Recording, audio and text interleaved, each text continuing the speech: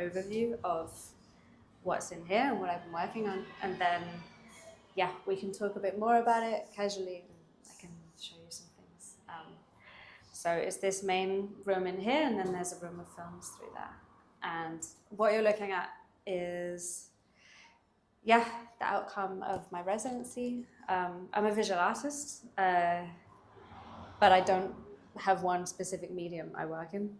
So every time I go to a new place, then the place and the kind of situation and people I meet and so on will inform what I'm working on. So for this residency, I have been focusing on I liked the heckling, this idea of rhythms and different temporal rhythms and different kind of times. And then the idea that within the city, we're experiencing many different timescales. And so that's kind of been something that I came to on the residency as a sort of starting point.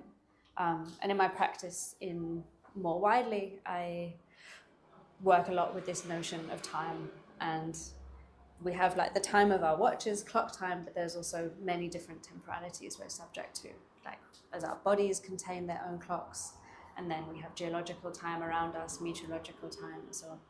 So the residency was a process of taking some of these ideas and thinking, what kind of times are present in Lisbon, in the city, and how can I bring them out? How can I kind of dissect them, I guess? So what you're looking at, I guess, is a result of that dissection, to put it simply. There's 4 works in here, and they all kind of, I guess, demonstrate different approaches to this question, or different ways of sort of exploring it through different materials. So I'm actually going to, just can introduce these to start with. As I was going around the city and I was thinking about the different rhythms that you experience in the city, I was really struck in Lisbon how there's this grid like you follow, right? Like you actually have a very physical experience of the city, and you kind of get this constant feedback as you're moving through the city of like places where it's very worn underfoot, like the main street up here, they're all smooth from all the footsteps, and then other little alleyways where it's much rougher. So I began to think a lot about this sort of experience, like this physical experience of the city, and the way it's weathered through both human imprint, like use over years, and also the weather. So these cobblestones are made of white limestone and black basalt. So they also weather at different rates because they're different kinds of rock as well. So some of these drawings I'm showing here are just ways of like, I often use drawing in my process as a way of kind of thinking through an idea. It's like a sort of conversation with the idea. You're sort of playing with different materials and how they help you think about what these ideas might mean, what it might look like, to kind of investigate them in more depth.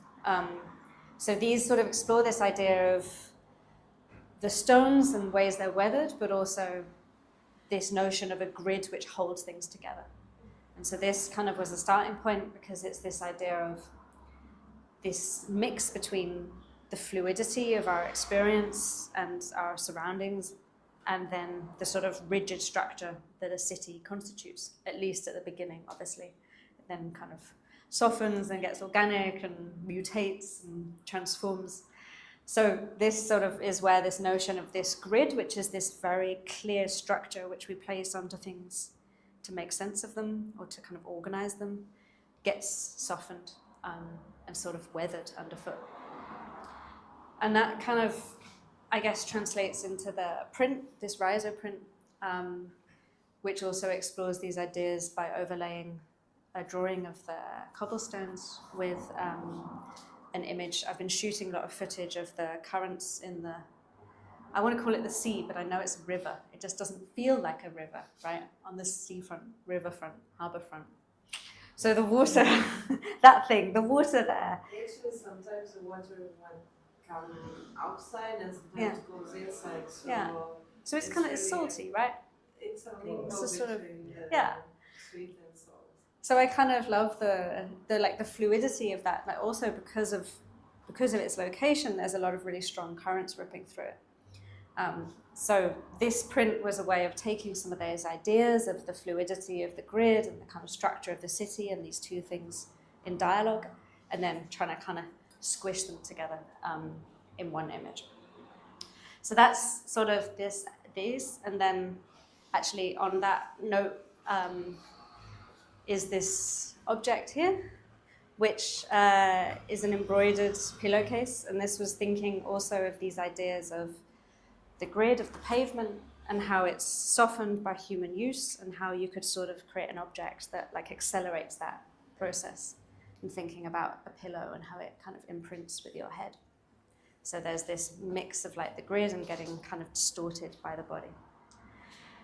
And then behind you is sort of a counterpart to these ideas, or a sort of extension of them, thinking about this notion of different temporalities in the city. And obviously, I mean, the news these days is always pretty bad. This week it's worse than ever.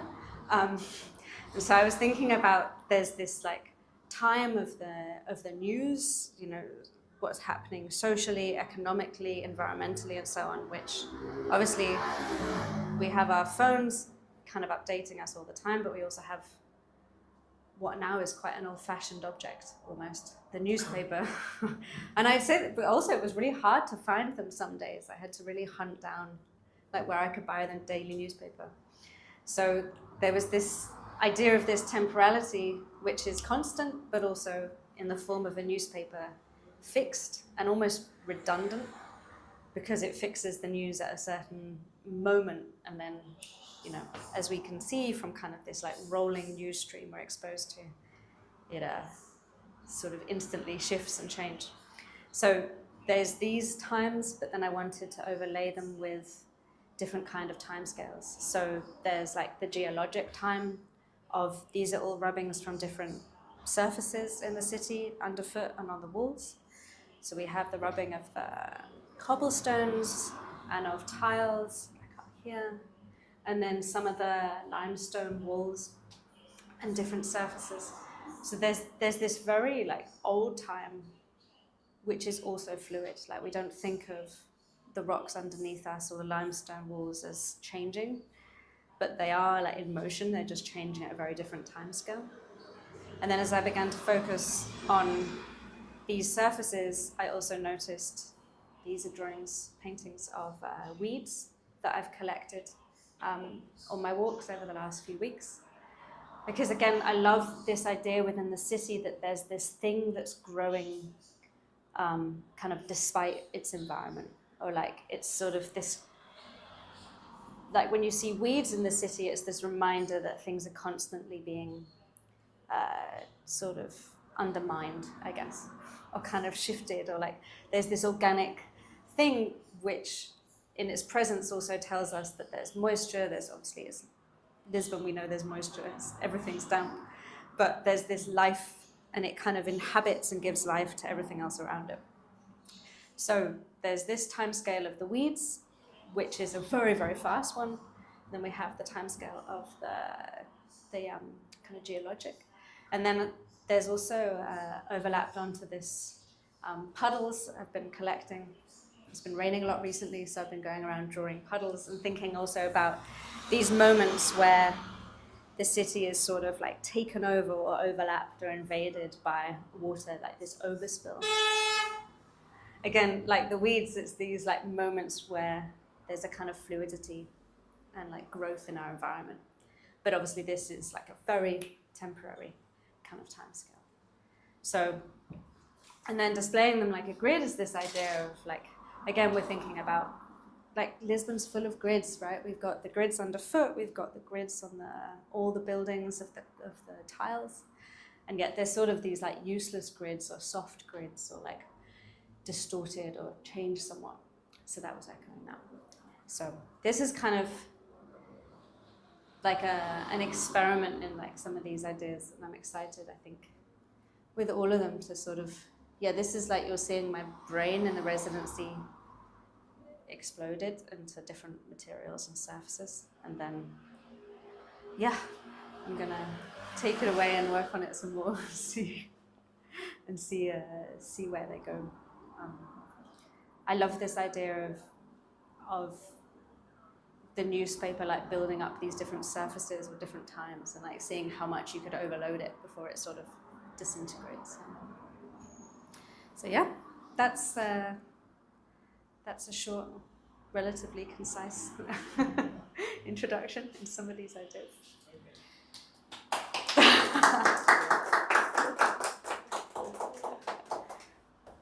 Any questions, or we can also just chat. I can take this. Maybe should we check the videos together? Oh yeah, so before we go in there, I can explain. So these aren't things this isn't footage, like films I've made here. I have been shooting footage for a film, but I don't want to show that yet. That's like something I'll work on when I leave. But in here is a series of 4 different short films, which all explore this notion of time in the city and ways to kind of sort of upend or change your perception of time in the city. And also there's the city, but also this notion of time and the body as well. So there's, I'll just wait for people to come up the stairs.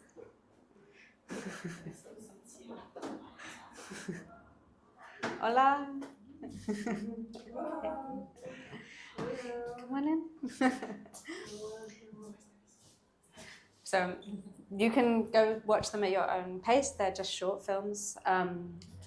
There's a film shot in Norway and Scotland exploring the sort of geologic time of the mountains and ways you could think about the time scale of the mountains in, say, the time it takes to like explain the history of them. How could you think about the kind of formation of them in that sort of time scale? Like this idea that we squeeze like millennia into sentences or words. It's kind of playing with that. And then there's a second very short film of me trying to turn my hands into an hourglass. So thinking about how we can kind of shape and contain time with the body. And there's a third one shot in Milan with a kind of a story of the city, but like a journey through the city, but shot only in reflections of water. And then the last one is a water clock experiment. So water clocks are these devices which were used to measure originally the length of speeches in Greek times.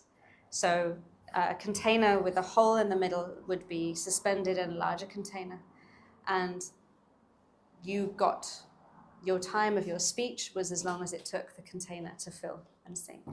So if you were very important, you got a container which would take a very long time, and if you weren't so special, or then you'd have a small one. So that film is just a kind of experiment with those ideas. So that you can kind of watch them at your own time, and then you can have a peek. Yeah, I think it's nice to check the video and then press on after because it gives a nice insight on your practice. Yeah, sure. But we can just hang out and then yeah. Thank you. Thank you. You're welcome.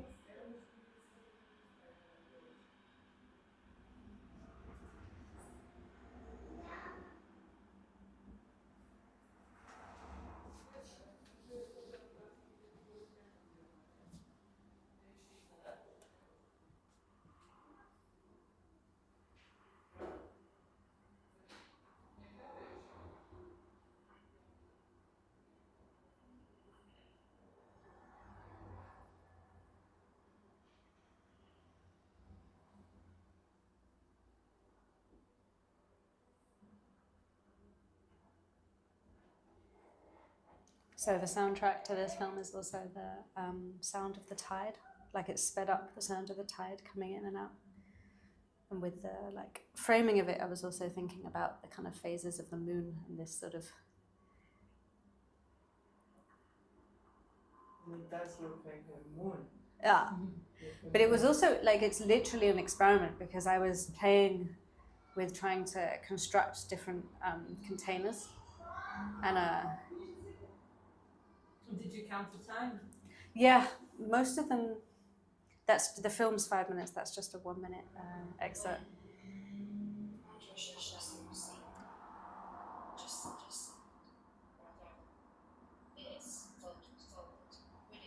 Can I ask you what is this actually? It's a crumpled dust sheet. It's Like the plastic sheet, one, yeah, that you'd use when you paint. to paint, yeah. But it's like scrunched up and then lit from below. And so confusing as an image. Yeah. And complex. I kind of love that it was so analog. And the video footage, is it slowed down? Nope. It's just real time. I was lifting it up and then dropping it on this floor of the studio, Okay. and then just zooming in to a section of it. And then doing it again and again and again. And then the soundtrack is a description of the formation of. So I made this on 2 residencies. I shot it in a residency in northern Scotland in the mountains, and then I wrote the script in Norway on a residency in the mountains of Norway. So the script is a description, like geologic description of the formation of these landscapes.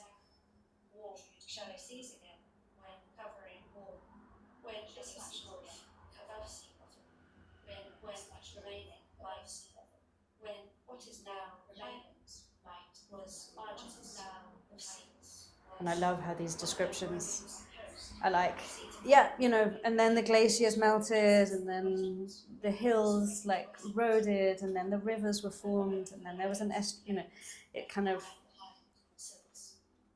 that it sort of reveals like the power and also this sort of ridiculousness of language, that we can take these processes and explain them and condense them into like, you know, a sentence. And it's like, so that's you know, how the land formed underneath us. Simple, like, next. And I love the like ridiculousness of a kind of absurdity of that attempt to like explain our environment. And this one was shot at Nida Art Colony in Lithuania, and it's on, you know, the geography of it. It's on a like very narrow spit of land, like a sand based, and that was formed through 3 millennia ago, but is also changing constantly due to sand transport and so on. And so it's this kind of, it's in constant motion, but it's also an incredibly old sort of formation that's just constantly like building up and then being worn away again and so on. So I was thinking about kind of sand as this emblem of like very quick time, but also it's also incredibly ancient, right? It's like stones which have been worn down over millennia.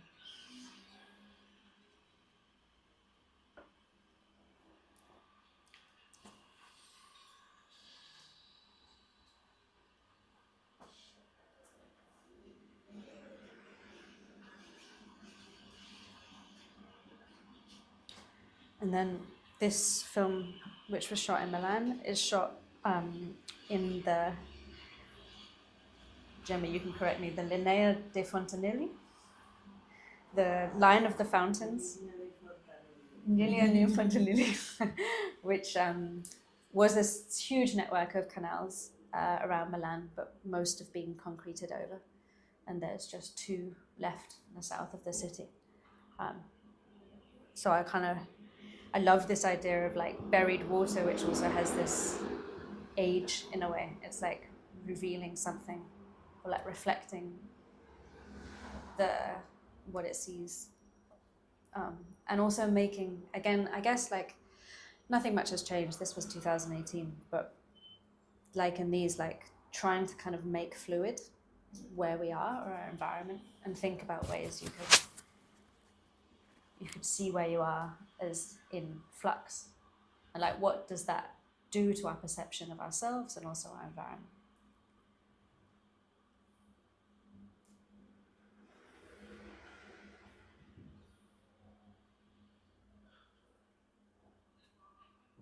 And then, I don't have it here, but this film was presented with a publication where I spent, it was a residency in Milan where I talked with people about the city and how it was changing. And depending on who they were, a lot of the older Milanese felt like it was changing incredibly rapidly. And a lot of the younger thought it was very stuck and fixed. So I wrote this story. So the publication was like a kind of soundtrack in a way that you would read in the space when this was filmed. Like a conversation between these different perspectives of like the different time of the city.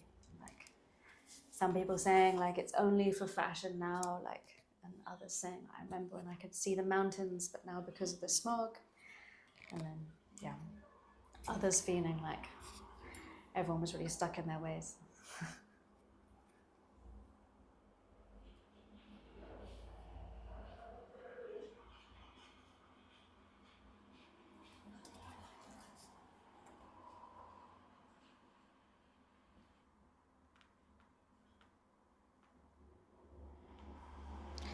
Actually, while I was here, and one of the things I've been shooting is a kind of version of this for Lisbon, where a city is told through reflections in puddles, because of actually how weathered the pavements are on the streets. There's loads of good puddles, and so you get these amazing views in them of like people walking past and the city and the trees and so on. So I was thinking about a kind of like part 2 of it.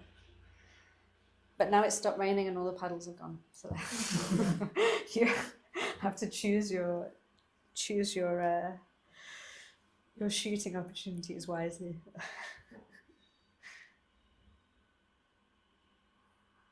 Also, the rivers actually now are even worse. When I was working in Milan last year, and the water level's even lower.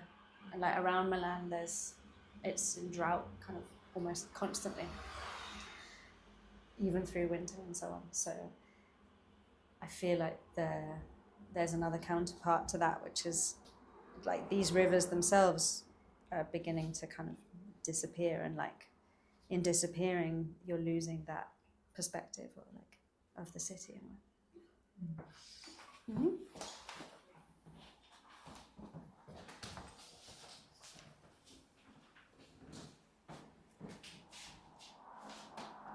Back to the light. Okay. Anyone have any questions, or we can also just chat off camera. Maybe just because we have been a bit more closer to the making of, if you can share a bit more about sort of this pillow. It's not a pillow, but it's a flag.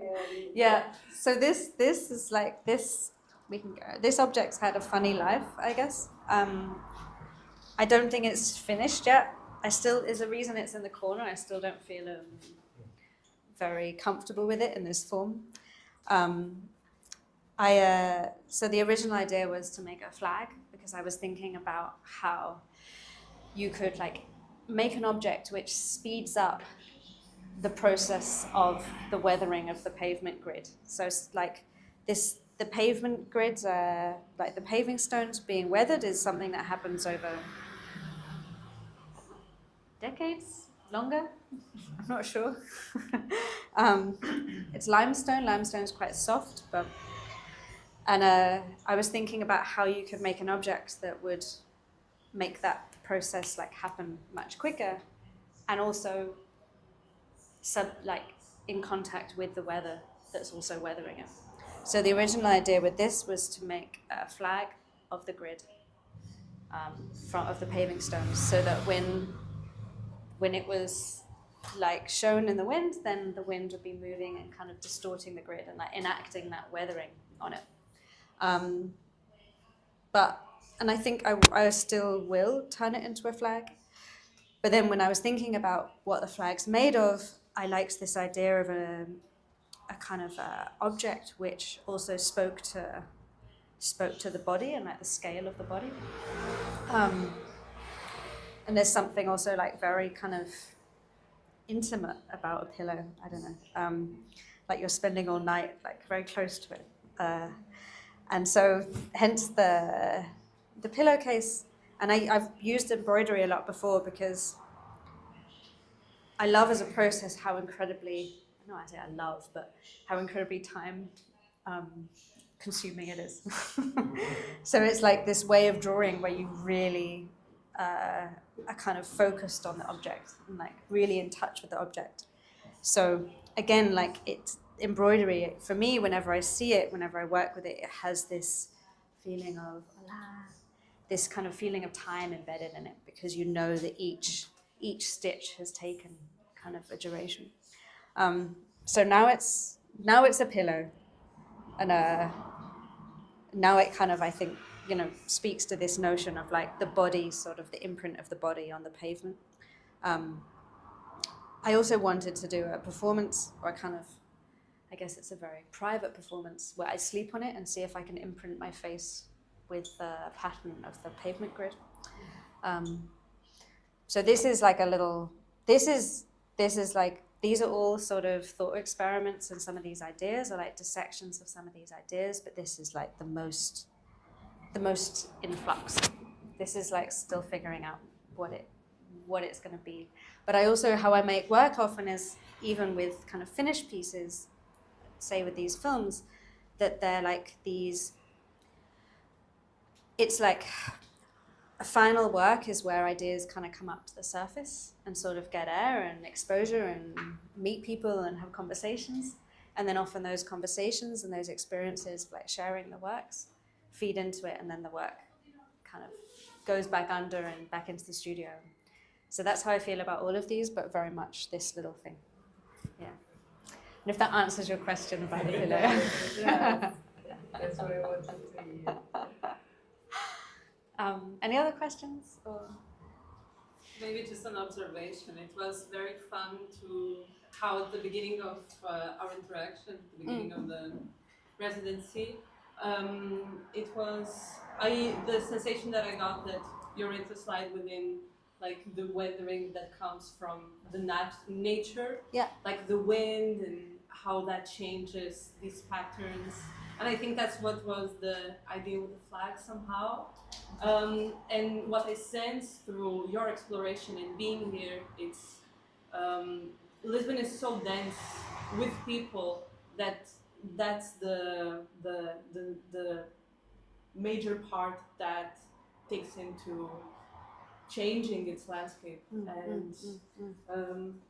Yeah, I think it's a little bit different from the previous works of yours, and that's kind of, I think, as your intention was to have a specific and a relationship to Lisbon. I think that's, for me, that's what it stands out with. I'm happy to hear that in a way. I think like whenever, like I treat residencies like opportunities to sort of be forced into contact with a place, and sort of use a set of ideas as like a kind of guiding light through my experience of that place.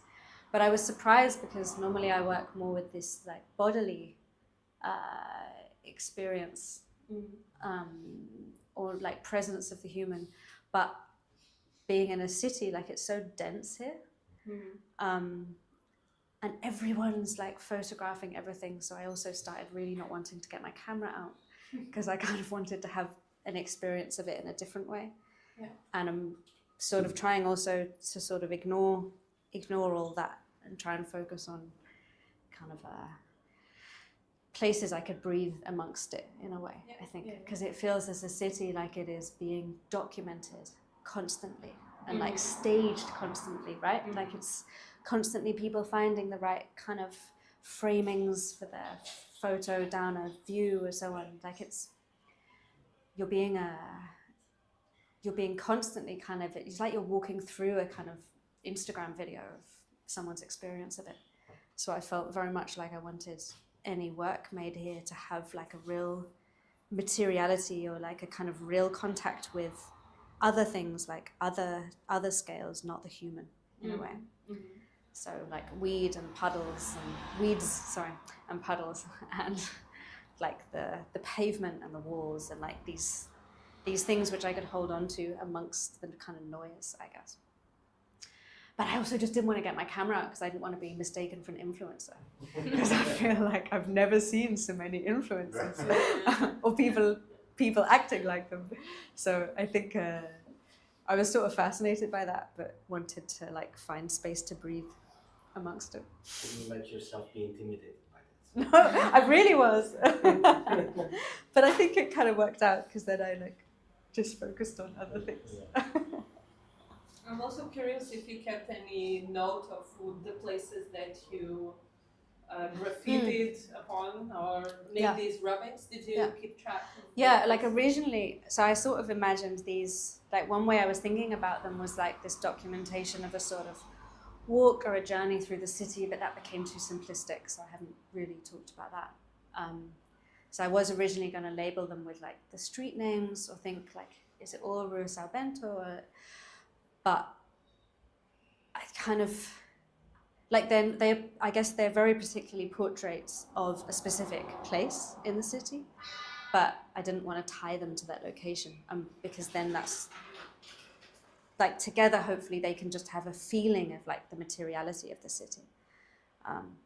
I should also say, I know I didn't want to be mistaken for an influencer, but what was nice with the experience of making these is they actually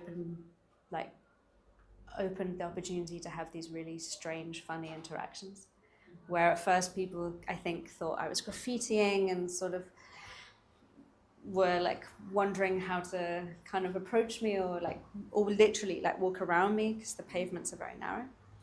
But especially in the evenings, people if you have more time, again, like that's the kind of different temporality of the day. In the morning, I wasn't interrupted because everyone's like, you know, like going about their day. But in the evening, there's like literally a different pace to people's movement around the city. And that's when I began to have these nice conversations about, like, you know, getting really excited about, look at this pattern on the wall, or look at this, and trying to kind of explain to them what I was doing. So the act itself became quite performative, I guess, in a way. But as I mentioned to you also, a lot of times I had to clean where I was making them. So they became like these little moments of paying like care and attention to these little newspaper-sized like segments of the city. Which again was like a sort of like a side effect of doing it. You leave your mark by erasure? Yeah, completely. So you were graffitiing after? Yeah, I was, just in a very subtle way. Yeah?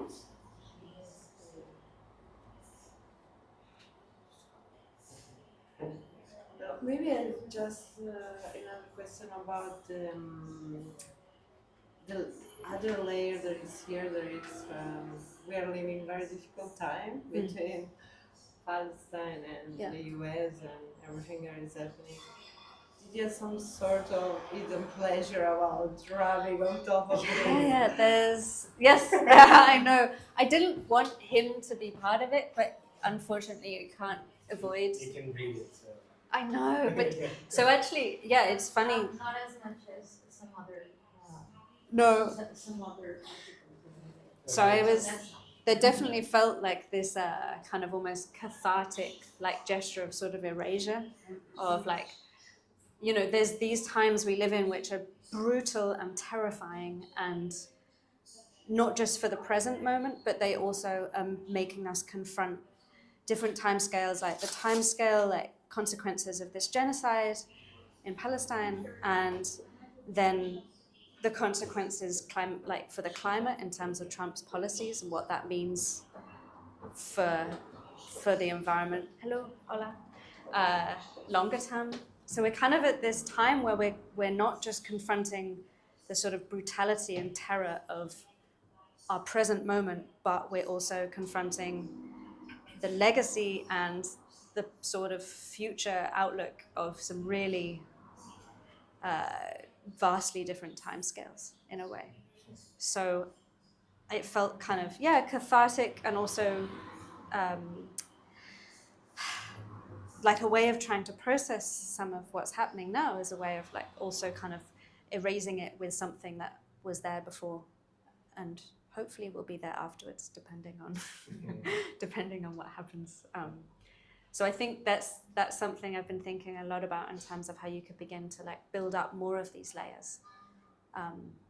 And again, until the sort of newspaper itself disintegrates in a way, like a performative act of like different temporalities that you try and sort of use or utilize to like obscure or help process the one that is already kind of like the, social one or political one or environmental or, economical. Oh, that was a side effect. Definitely like more buying the newspaper and having to look at it this week was definitely more of an intense experience than usual. Sorry about that. Yeah. It's really something I feel that creates a kind of conjunction between the worlds. I don't know if you agree, but I feel a kind of a layering situation, which is something that actually happens often in your work. Like the video we saw, that there is a moon, there is a water clock, there are always several layers. But I don't know, maybe it's my perception, but I think here is quite clear, like the drawings that become a box and become a different kind of space, the river that become the cobblestones, the pillow, there is a flag, but it is like a floor, but it's something you sleep on. There are so many layers. I don't know if it's something that you see repeating in your process, or if you want to share something about this mounting up of different perception of, of an object. It's a nice observation, because I think generally how I work, I guess you can see with most of the things here, is like with kind of found existing materials. Like I definitely as an artist increasingly also with this sort of awareness of like my own footprint, my own kind of the effect of the materials I purchase and the things I make, and I feel increasingly like do I need to put more things in the world? There's like another layer of questioning that I didn't have, I think, so much before, that is becoming more like vivid. But I also there's so much in the world already to play with, like and I think with this idea of layering, there's this opportunity to start conversations with things that exist already, or with like the substance of things that exist already. Like I don't need to make something anew, because say within a newspaper, there's already so much like material to work with. And then I kind of feel like that's how I think as an artist, like one of the ways that like reasons I make art and ways I make art is like having a conversation with things. And so I think that layering is like a part of that conversation in a way. And as you say with these drawings, the sort of I love the like interplay with these conversations around the work, and how like this building up of layers can start new conversations and so on. And so there's something about this idea of like the grids of the pavement then also get displayed on this box, which has this potential to be like distorted or hidden, or so this definitely feels like something I want to play with more and like layer up more in a way. But I also think there's like a process at play, which is this notion of like dissecting and like stripping back layers, which for me this begins to do that, or like that's an attempt to do it, is like dissect the kind of the structure around us. Yes. Any questions, or should we let's just chat and we can. Yeah, maybe we let you free from Yeah. the camera. Cool. Thank you so Thank much. you.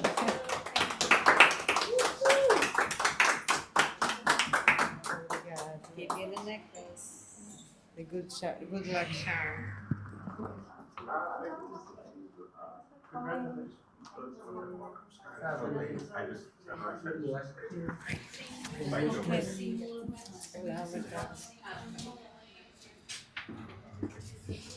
You have wheat all over you. Wheat? White. Right. I thought weed. I was like, oh, lucky me. I try my You best. rub shoulders every day, so you must have wheat all over you. Well, imagine that Jose didn't. What? It's not on the computer. It's on the computer. And we're speaking.